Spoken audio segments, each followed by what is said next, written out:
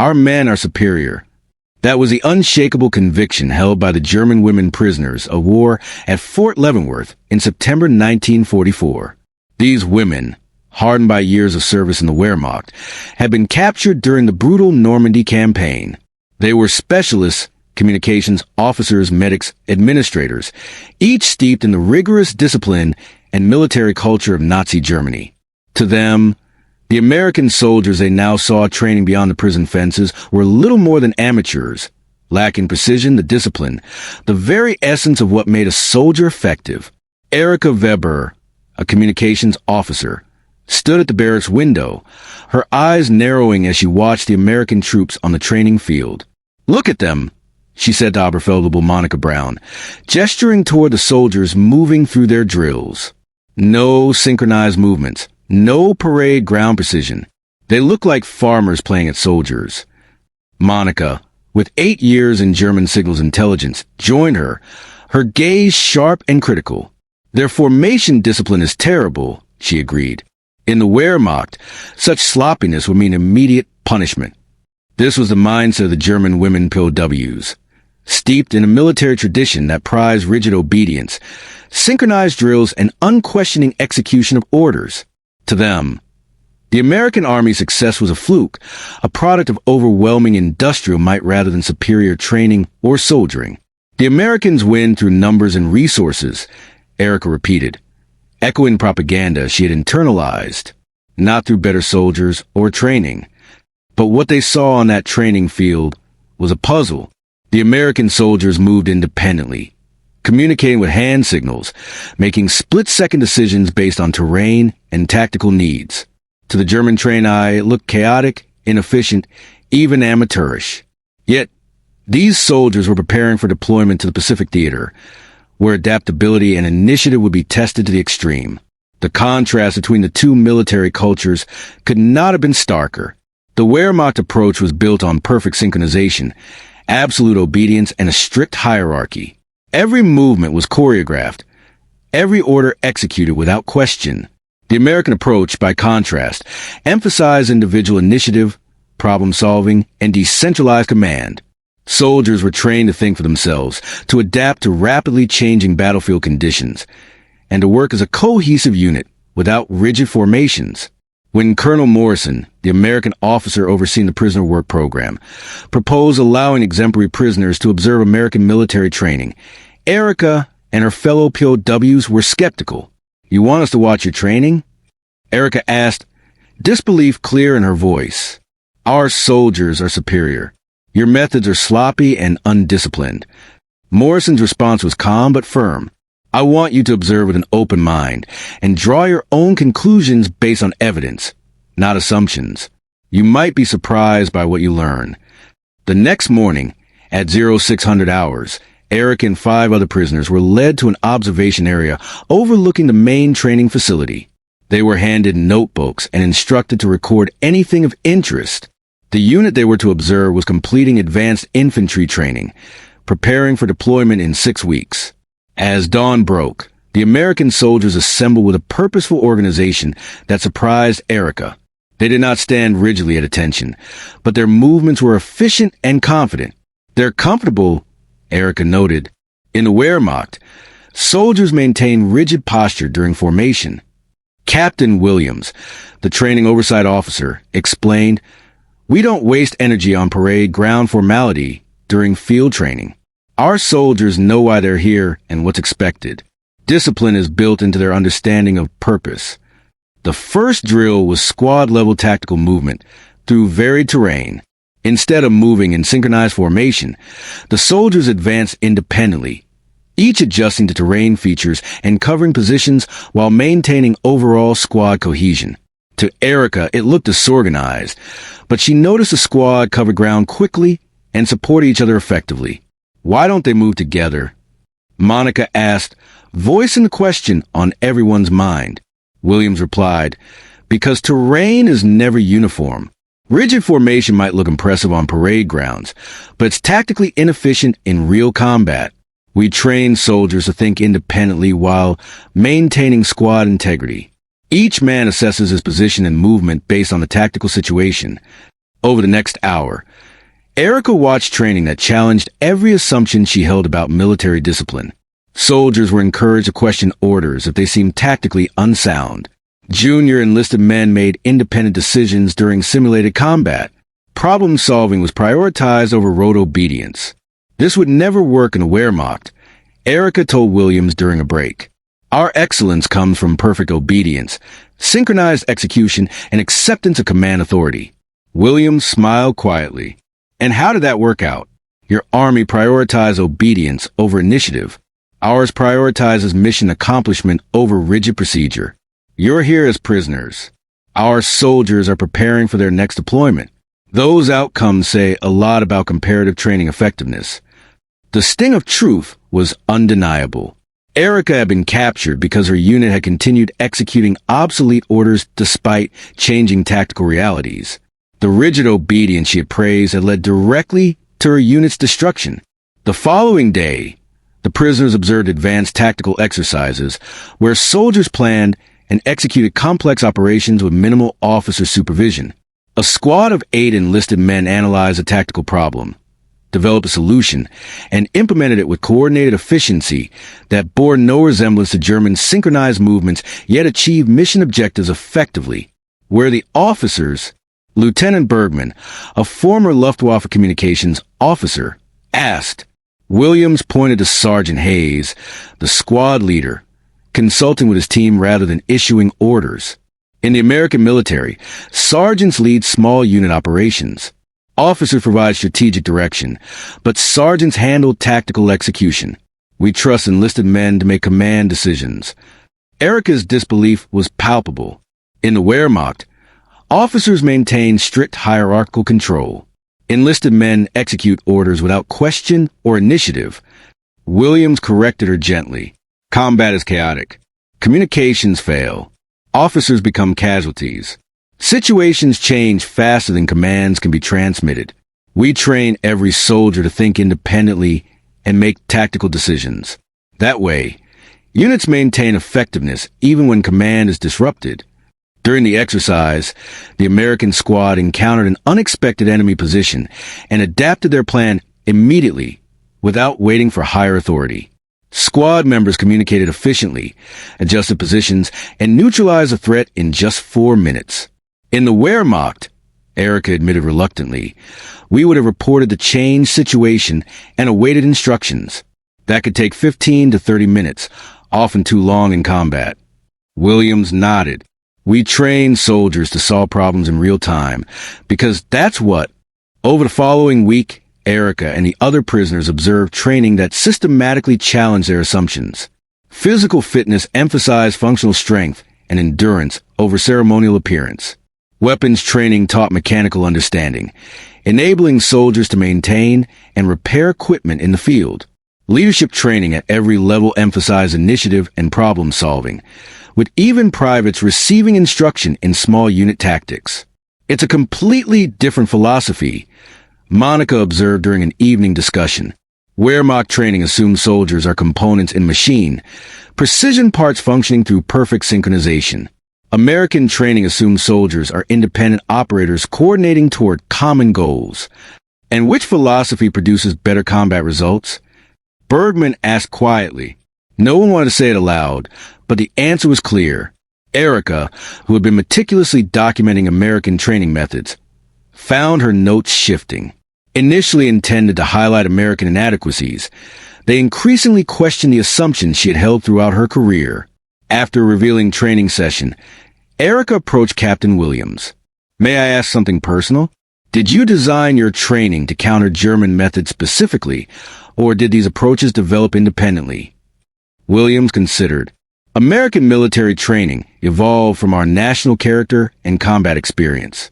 We're a nation founded on individual initiative and democratic principles. Our military reflects those values. We trust soldiers to think for themselves because that's how Americans naturally approach problems. It happens to be effective against armies built on rigid hierarchy and absolute obedience. But that's almost coincidental. So, you're saying American military effectiveness comes from cultural values rather than deliberate tactical design? I'm saying our training works because it's authentic to who we are as a society. You can't import another nation's military methods without importing the cultural values that make those methods effective. Wehrmacht training produces perfect obedience because German culture values hierarchy and authority. American training produces initiative and problem-solving because those are the traits we admire in our citizens. The explanation resonated uncomfortably with Erica. She had assumed American training was simply an inferior version of German methods, but Williams suggested there were fundamentally different approaches based on different values, and that American values might produce more adaptable soldiers. 2 weeks into the observation program, Colonel Morrison invited Erica to attend officer development courses where American lieutenants and captains learned command philosophy that seemed designed to contradict everything she'd been taught at Wehrmacht officer school. The primary role of an American officer, Major Patterson explained during a leadership seminar Erica observed, is to develop capable subordinates who can function independently. Your success as a leader is measured not by how well your soldiers obey orders, but by how effectively they accomplish missions when you're not present. The concept was revolutionary to Erica in Wehrmacht officer training. Success meant maintaining absolute control and ensuring perfect execution of commands. The idea that officers should deliberately develop subordinate independence seemed like abdication of command responsibility. What happens when soldiers disagree with orders? Erica asked during the question period. Depends on the situation, Patterson replied. In combat, orders are followed immediately, and discussion happens afterward if time permits. During planning and training, we encourage soldiers to question orders they don't understand or believe are flawed. Some of our best tactical innovations came from enlisted men or junior officers who saw better approaches than senior commanders initially recognized. But that undermines command authority, Erica protested. Military effectiveness requires hierarchical discipline and unquestioned obedience. Does it? Patterson asked mildly. You're a captured Wehrmacht officer, Miss Weber. Your army emphasized hierarchical discipline and unquestioned obedience. How well did that serve Germany's military effectiveness?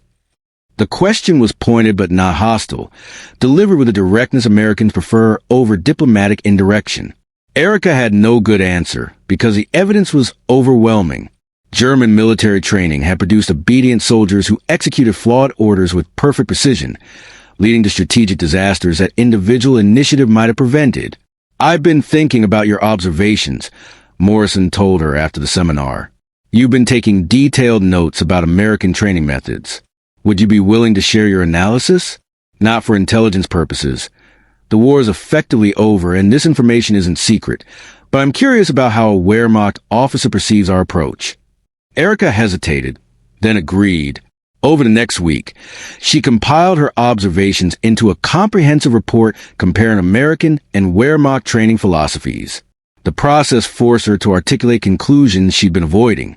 American training produced soldiers who could adapt to unexpected situations. Wehrmacht training produced soldiers who executed known procedures perfectly but struggled when situations deviated from planning. American command structure distributed decision-making authority broadly. Wehrmacht structure concentrated authority at higher levels, creating bottlenecks when rapid decisions were needed. American military culture valued mission accomplishment over procedural correctness. Wehrmacht culture valued procedural correctness over improvisation, even when circumstances demanded adaptation. This is excellent analysis, Morrison said after reviewing her report. You identified key differences between our military cultures, but I noticed you avoided the most important question. Which approach is more effective? You described differences without making judgments about relative merit. Erica stared at her report, recognizing Morrison was right. She documented differences while avoiding the obvious conclusion her own experience proved.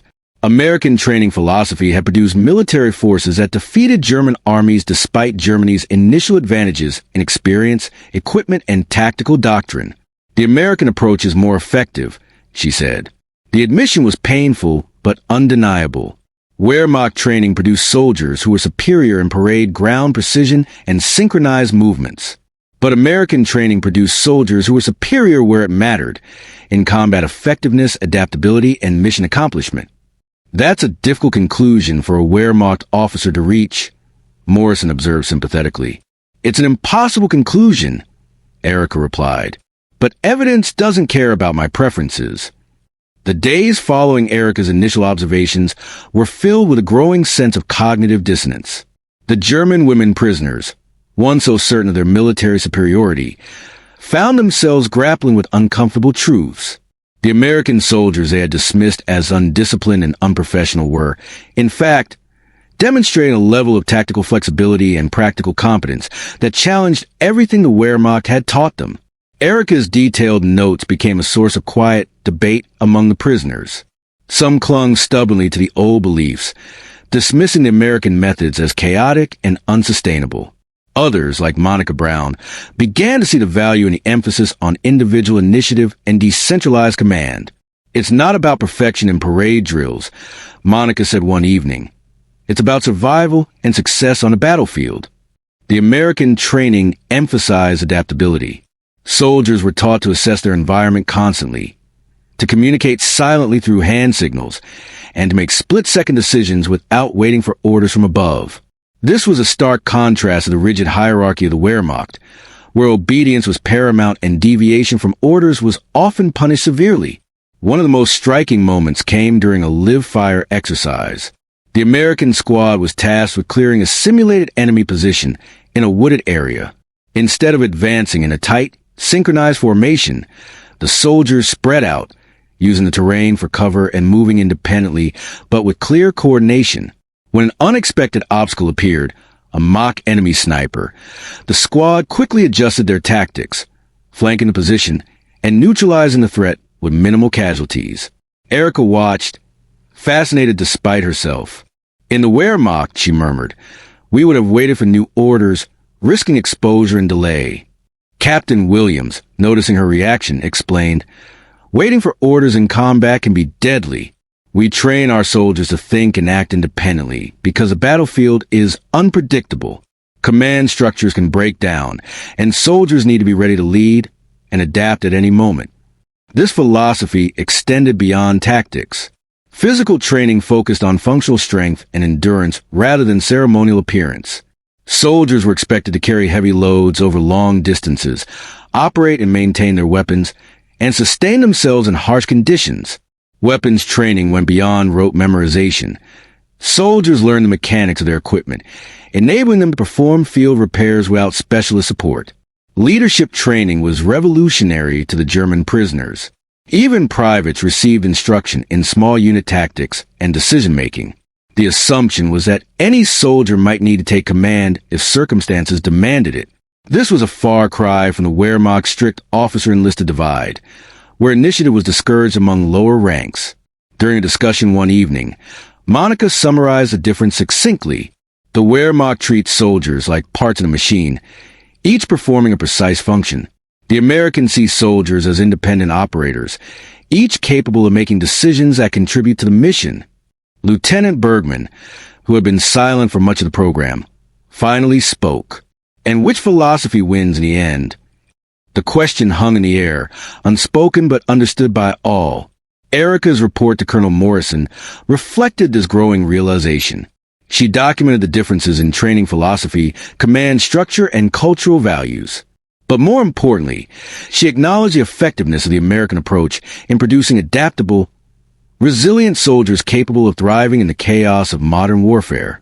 Colonel Morrison praised her analysis, but pressed her to consider the implications. You described the differences well, but what does this mean for the future of military training? Can the Wehrmacht's method survive in the face of such adaptability? Erica hesitated. The answer was clear, but difficult to admit. The rigid obedience and synchronized precision that had once been the Wehrmacht's strength were liabilities in a war that demanded flexibility and rapid decision-making. The American model, rooted in cultural values of individualism and initiative, had proven superior on the battlefield. This realization was not just academic. It was deeply personal. Erica had been captured because her unit had failed to adapt, continuing to follow orders that no longer made sense in the evolving tactical situation. The very discipline she had admired had contributed to her downfall. As the observation program continued, Erica was invited to attend officer development courses. Here, she witnessed American leadership philosophy firsthand. Major Patterson, an instructor, emphasized that an officer's success was measured not by obedience but by the ability to develop capable subordinates who could operate independently. This was a radical departure from the Wehrmacht's model, where officers maintained strict control and expected unquestioning obedience. Erica struggled to reconcile this with her own training. What happens when soldiers question orders? She asked during a seminar. Patterson's answer was nuanced. In combat, orders are followed immediately, but during planning and training, we encourage questioning. Some of our best tactical innovations have come from junior soldiers and officers who challenge conventional thinking. Erica found this both unsettling and enlightening. The American approach fostered a culture of critical thinking and innovation, qualities that have been suppressed in her own military experience. Her final report, submitted to Colonel Morrison, was a candid assessment of the strengths and weaknesses of both systems. She concluded that while the Wehrmacht excelled in producing disciplined, obedient soldiers, it lacked the flexibility and initiative that modern warfare demanded. The American system, though less rigid, produced soldiers better equipped to handle the uncertainties of combat. Morrison acknowledged the difficulty of this conclusion for a former Wehrmacht officer. It's a painful truth, but an important one. Military effectiveness is not just about discipline. It's about adaptability and mission success. Erica's journey from skepticism to reluctant acceptance mirrored the broader shift in military thinking that would shape post-war doctrines. The lessons learned at Fort Leavenworth were not just about training methods, but about the fundamental relationship between culture, leadership, and combat effectiveness. As the war drew to a close, Erica and her fellow prisoners carried these insights with them, forever changed by the experience. The American soldiers they had once mocked had shown them a new way of thinking about war, one that valued initiative, adaptability, and the courage to think independently. As the weeks passed, the German women prisoners at Fort Leavenworth found themselves increasingly unsettled by the contrast between their deeply ingrained military beliefs and the realities they observed in American training. The rigid, hierarchical structure of the Wehrmacht, which had once seemed the epitome of military excellence, now appeared brittle and ill-suited to the demands of modern warfare. Erica Weber, in particular, wrestled with these contradictions. Her intelligence background had trained her to analyze and report with precision, yet the evidence she gathered challenged everything she had been taught. The American soldiers' emphasis on initiative, adaptability, and decentralized command was not just a different style. It was a fundamentally different philosophy of war. One afternoon, during a break in the training exercises, Erica found herself in conversation with Captain Williams, the American officer who had become her primary point of contact. "How do you instill this kind of independent thinking in your soldiers?" she asked. Williams smiled thoughtfully. "It starts with trust. We trust our soldiers to make decisions because we believe in their judgment. Our training encourages them to understand the mission's purpose, not just the orders. When soldiers grasp the why behind their actions, they're empowered to adapt and innovate." Erica nodded slowly. In the Wehrmacht, the why was often irrelevant. Orders were to be followed without question. Initiative was seen as dangerous. "That's the key difference," Williams said. "We see initiative as essential. The battlefield is unpredictable. Soldiers who can think and act independently save lives and accomplish missions." This conversation crystallized a growing realization for Erica. The American military success was not merely a product of superior resources or numbers, but of a training philosophy that aligned with the realities of combat. It was a philosophy that valued human judgment and flexibility over mechanical precision. The prisoners' observations extended beyond tactics and leadership. They noted the cultural differences that underpinned these approaches. American soldiers came from a society that prized individualism and democratic values. These cultural traits were reflected in their military training and command structures. In contrast, the German military culture was steeped in tradition, hierarchy, and obedience. Soldiers were expected to subordinate their judgment to that of their superiors. This cultural foundation shaped the Wehrmacht's approach to discipline and command. Erica's report to Colonel Morrison began to explore these cultural dimensions. She argued that military effectiveness could not be divorced from the societal values that shaped soldiers' attitudes and behaviors. The American approach worked because it was authentic to the nation's character. This insight was both enlightening and troubling for Erica.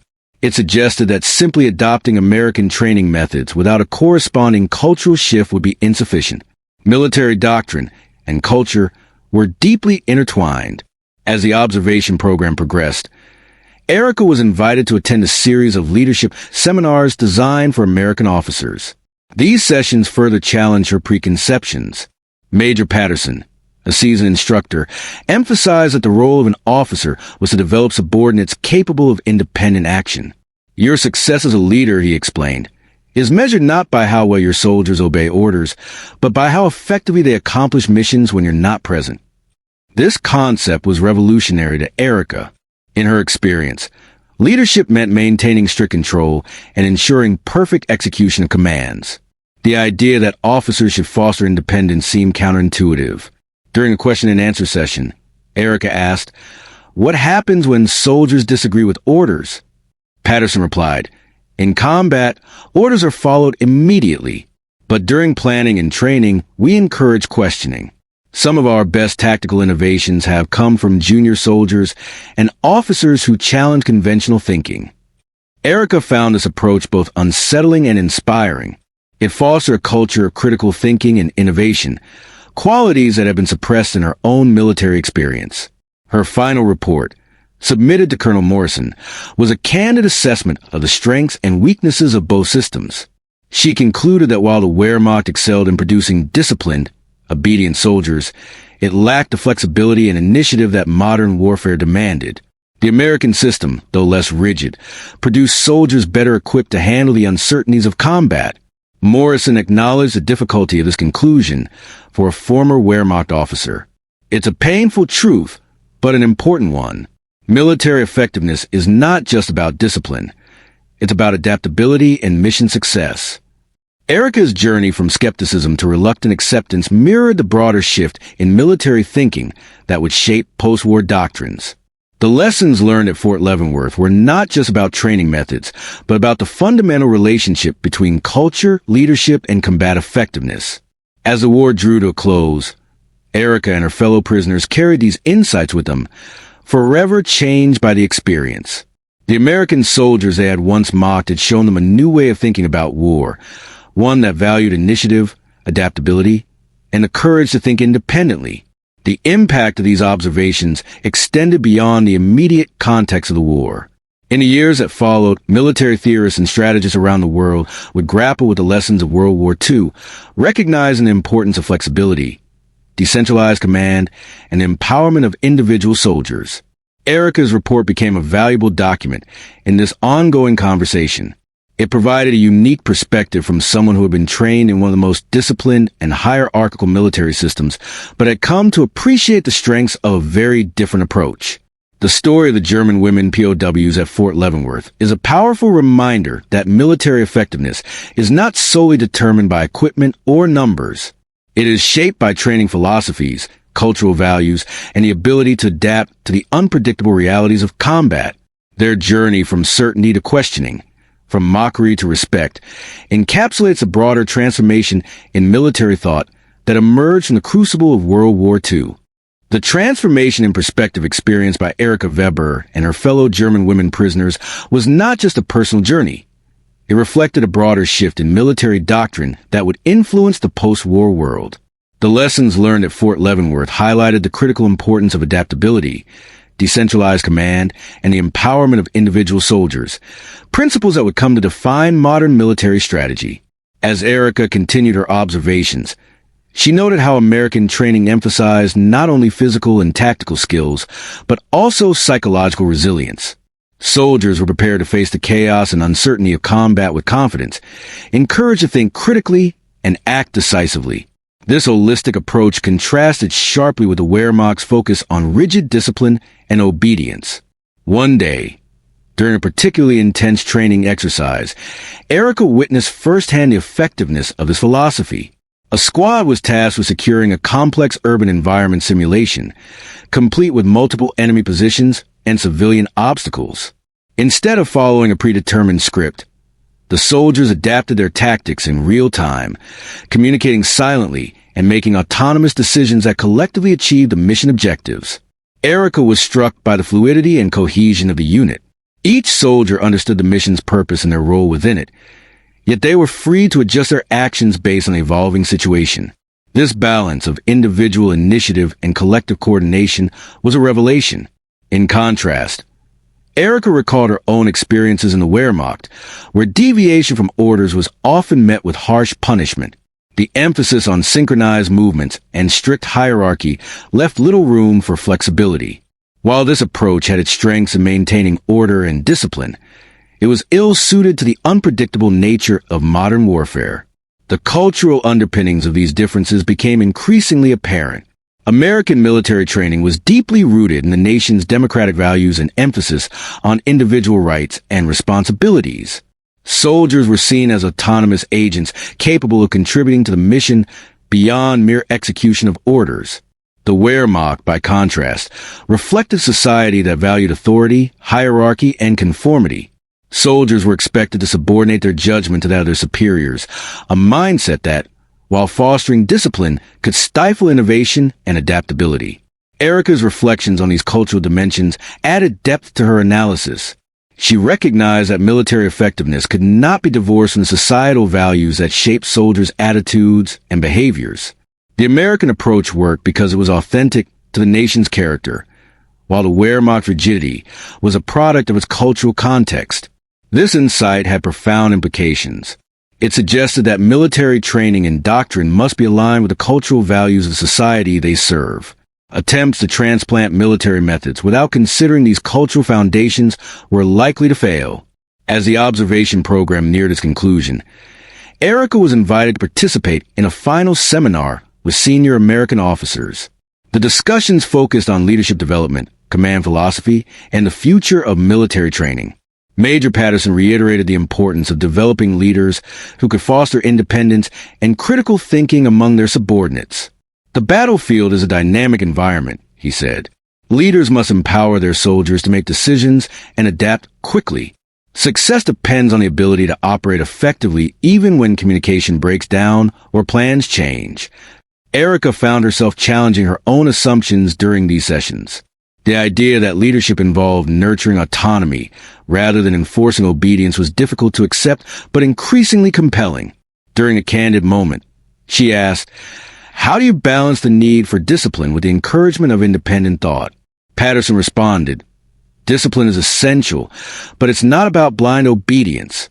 It's about understanding the mission and maintaining cohesion while allowing flexibility.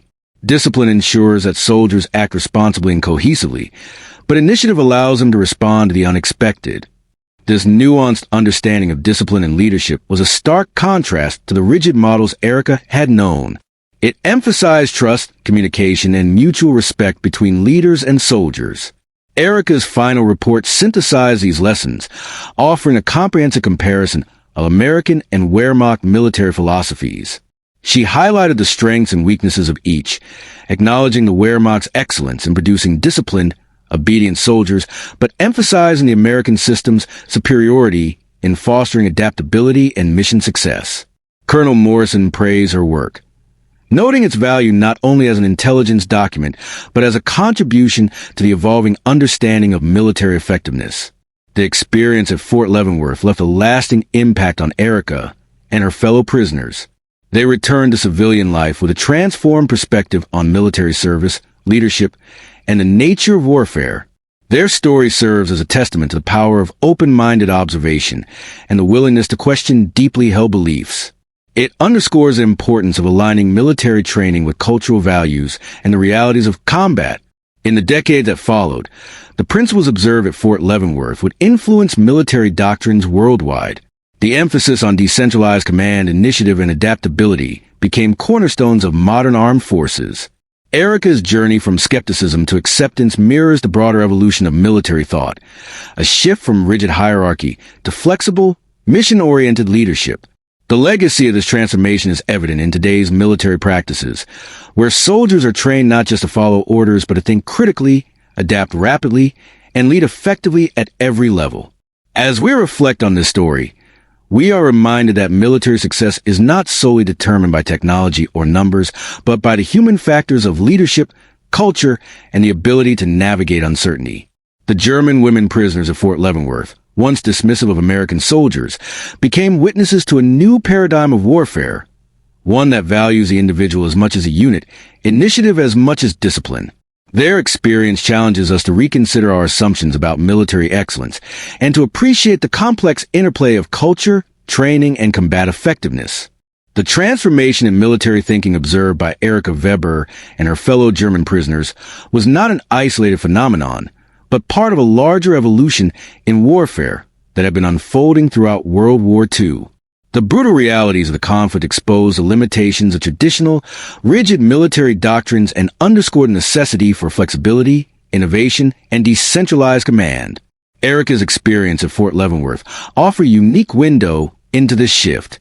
As a former Wehrmacht officer, she had been trained in a system that prized absolute obedience, synchronized maneuvers, and strict hierarchy. Yet, the American training she observed demonstrated a fundamentally different approach, one that prioritized adaptability, individual initiative, and mission-focused leadership. This contrast was not merely tactical, but deeply cultural. The American military's emphasis on empowering soldiers to think independently reflected broader societal values of democracy, individual rights, and personal responsibility. In contrast, the Wehrmacht's rigid structure mirrored a society that valued order, authority, and conformity. One of the most striking aspects of the American training was the role of non-commissioned officers, NCOs. Unlike the Wehrmacht, where officers maintained tight control over tactical decisions, the U.S. Army entrusted significant authority to sergeants and other NCOs. These leaders were trained to lead small units, make rapid decisions, and adapt plans on the fly.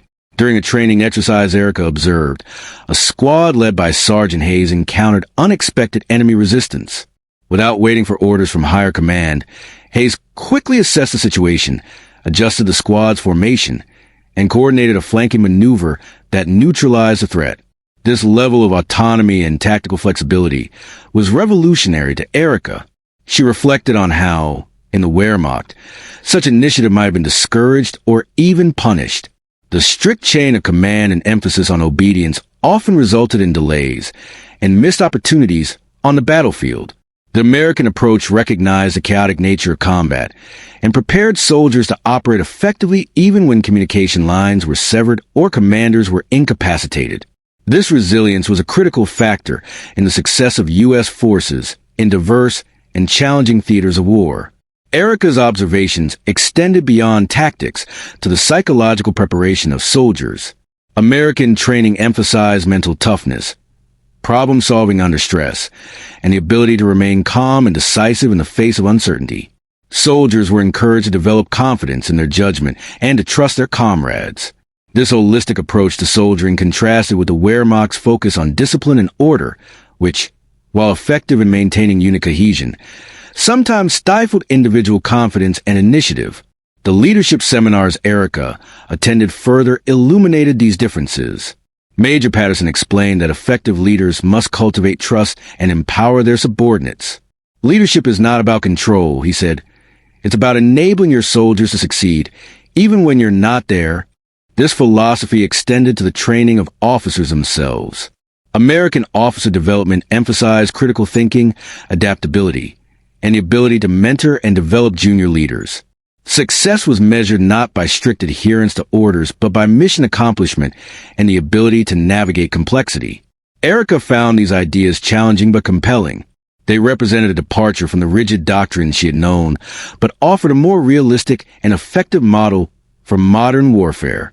Her final report synthesized these insights, providing a nuanced comparison of American and Wehrmacht military cultures.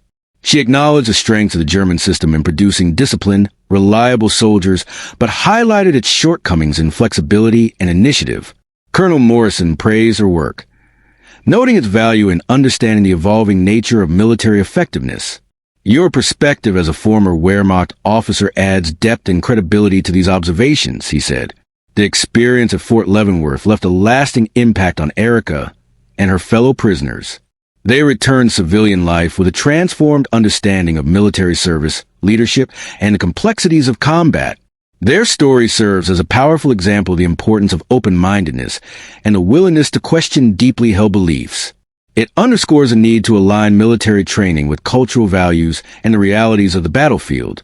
In the post-war years, the principles observed at Fort Leavenworth influenced military doctrines worldwide. The emphasis on decentralized command, initiative, and adaptability became foundational to modern armed forces. Erica's journey from skepticism to acceptance mirrors the broader evolution of military thought, a shift from rigid hierarchy to flexible, mission-oriented leadership. Today, the legacy of this transformation is evident in military training programs that prioritize critical thinking, leadership development, and empowerment of soldiers at all levels. As we reflect on this story, we are reminded that military success depends not only on technology or numbers, but on the human factors of culture, leadership, and the ability to adapt to uncertainty. The German women prisoners at Fort Leavenworth, once dismissive of American soldiers, became witnesses to a new paradigm of warfare, one that values the individual as much as a unit, initiative as much as discipline. Their experience challenges us to reconsider our assumptions about military excellence and to appreciate the complex interplay of culture, training, and combat effectiveness. As the war neared its end, the lessons learned at Fort Leavenworth began to resonate far beyond the prison walls. Erika Weber and her fellow German women prisoners had witnessed firsthand a military philosophy that challenged the very foundations of their training and beliefs. The American approach to soldiering, rooted in adaptability, initiative, and decentralized command, was not just a tactical innovation, but a reflection of a broader cultural ethos. Erika's detailed reports and observations became valuable resources for military analysts and historians seeking to understand the factors behind the Allied victory. Her unique perspective as a former Wehrmacht officer who had critically examined American training provided insights that transcended simple comparisons of equipment or numbers. One of the most profound realizations was a recognition that military effectiveness is deeply intertwined with cultural values. The American emphasis on individualism and democratic principles shaped a military that empowered its soldiers to think independently and act decisively. This cultural alignment fostered resilience and innovation on the battlefield. In contrast, the Wehrmacht's rigid hierarchy and emphasis on obedience reflected a society that valued order and authority. While this produced disciplined and reliable soldiers, it also limited flexibility and adaptability, critical shortcomings in the dynamic and chaotic environment of modern warfare. Erika's experience underscored the importance of aligning military training with the cultural context of society it serves. Attempts to transplant military doctrines without considering these cultural foundations risk failure and inefficiency. The leadership philosophy she observed also highlighted a shift from command and control models to mission command, a concept that emphasizes decentralized decision-making and trust in subordinate leaders. This approach recognizes that battlefield conditions often require rapid, autonomous action that cannot wait for orders from higher command. During her time at Fort Leavenworth, Erika also noted the psychological preparation of American soldiers. Training programs focus on building mental toughness, encouraging problem-solving under stress, and fostering confidence in individual judgment. These elements contributed to a force capable of operating effectively in complex and unpredictable situations. The role of non-commissioned officers, NCOs, was particularly striking. Unlike the Wehrmacht, where officers maintained tight control, the U.S. Army entrusted significant authority to NCOs, who led small units and made tactical decisions on the ground. This empowerment enhanced unit cohesion and responsiveness. Erika's observations extended to practical aspects of soldiering as well.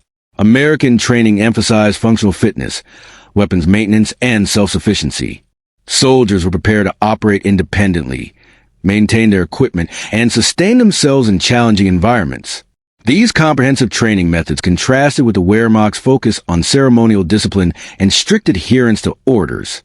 While the German system excelled in producing soldiers who could execute complex maneuvers with precision, it struggled to adapt when plans changed or communication broke down.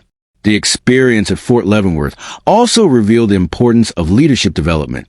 American officers were trained to mentor and develop subordinates, fostering a culture of continuous learning and innovation. Success was measured by mission accomplishment and the ability to lead effectively under pressure. Erica's final report synthesized these insights, offering a balanced assessment of the strengths and weaknesses of both military systems. She acknowledged the Wehrmacht's excellence in discipline and order, but emphasized the superiority of the American approach in fostering adaptability and mission success. Colonel Morrison commended her work, highlighting its contribution to the evolving understanding of military effectiveness. Your perspective provides valuable lessons for future military training and doctrine, he said. The legacy of the Fort Leavenworth observations extended into the post-war era, influencing military thought and practice worldwide. The principles of decentralized command, initiative, and adaptability became foundational to modern armed forces. Erica and her fellow prisoners returned to civilian life with a transformed understanding of military service and leadership. Their journey from skepticism to acceptance mirrored the broader evolution of military doctrine, a shift from rigid hierarchy to flexible, mission-oriented leadership. Their story serves as a powerful reminder that military success depends not only on technology or numbers, but on the human factors of culture, leadership, and the ability to navigate uncertainty. As we reflect on this chapter of history, we are reminded that the true strength of an army lies in its people, their training, their values, and their capacity to adapt and overcome. The German women prisoners at Fort Leavenworth, once dismissive of American soldiers, became witnesses to a new paradigm of warfare, one that values the individual as much as a unit, initiative as much as discipline. Their experience challenges us to reconsider our assumptions about military excellence and to appreciate the complex interplay of culture, training, and combat effectiveness. The final days of the observation program at Fort Leavenworth were marked by reflection and a profound sense of transformation among the German women prisoners. Erika Weber, once a staunch believer in the superiority of Wehrmacht discipline and training, now found herself grappling with new understanding of what it truly meant to be an effective soldier. The American military's emphasis on adaptability, initiative, and decentralized command had not only challenged her assumptions, but had reshaped her entire perspective on leadership and combat. This was not simply a matter of tactics or training methods. It was a fundamental shift in military philosophy, one that recognized the unpredictable nature of warfare and the critical role of human judgment. Erica's final report, a comprehensive analysis of her observations, was more than an intelligence document. It was a testament to the power of open-minded inquiry and the willingness to question deeply held beliefs. She detailed the contrast between the rigid, hierarchical structure of the Wehrmacht and the flexible, mission-oriented approach of the U.S. Army, highlighting the cultural values that underpin each system. She wrote candidly about the strengths of the German system, its discipline, precision, and order, but also about its limitations, particularly its inability to adapt quickly to changing battlefield conditions. In contrast, she praised the American system for fostering initiative, critical thinking, and resilience among soldiers at all levels. Colonel Morrison, who had overseen the program, recognized the significance of Erica's work. Your insights provide valuable lessons not only for understanding the past, but for shaping the future of military training and leadership, he said. The ability to adapt, to empower subordinates, and to think critically will be essential in the conflicts come. The experience at Fort Leavenworth left an indelible mark on Erica and her fellow prisoners. They returned to civilian life with a transformed view of military service, leadership, and the nature of warfare. Their journey from skepticism to acceptance mirrored the broader evolution of military thought in the mid-20th century. The lessons learned from their observations would echo through military academies and training programs around the world, influencing doctrines that emphasize decentralized command, mission command, and the empowerment of individual soldiers. Erica's story is a powerful reminder that military effectiveness is not solely determined by technology, numbers, or even discipline. It is shaped by culture, leadership, and the ability to navigate uncertainty and complexity. The German women prisoners of Fort Leavenworth, once dismissive of American soldiers, became witnesses to a new paradigm of warfare, one that values the individual as much as a unit, initiative as much as discipline. Their experience challenges us to reconsider our assumptions about military excellence and to appreciate the complex interplay of culture, training, and combat effectiveness. As we look back on this chapter of history, we see the enduring importance of adaptability, critical thinking, and leadership that empowers rather than controls. These principles remain as relevant today as they were in the crucible of World War II. The story of Erika Weber and her fellow prisoners is not just a tale of military training. It is a testament to the human capacity for growth, learning, and transformation, even in the most challenging circumstances. It reminds us that true strength lies not in rigid conformity, but in the courage to question, to adapt, and to lead with both discipline and initiative. And so, the legacy of Fort Leavenworth lives on, inspiring generations of soldiers and leaders to embrace a philosophy of warfare that honors the individual, values innovation, and prepares for the unpredictable realities of combat. Thank you for joining us on this journey into a pivotal moment in military history. If you found this story compelling, please subscribe, and share your thoughts in the comments. What other military mysteries or historical transformations would you like us to explore next?